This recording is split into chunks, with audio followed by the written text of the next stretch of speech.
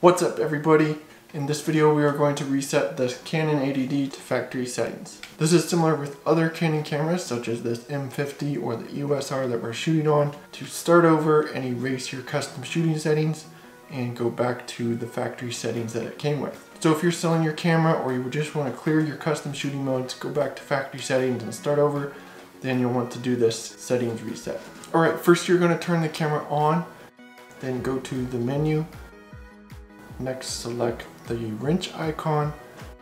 From here, you're going to go to number 4 and select Clear All Camera Settings. Then select OK, and now it is reset to factory settings. The Canon 80D is a great DSLR for getting into photography and videography.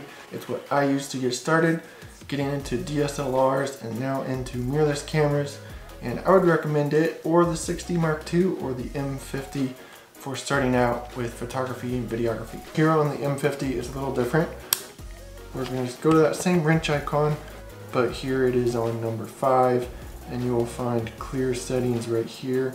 Select that, and you can select clear all camera settings, or you can select clear all custom functions that you have made.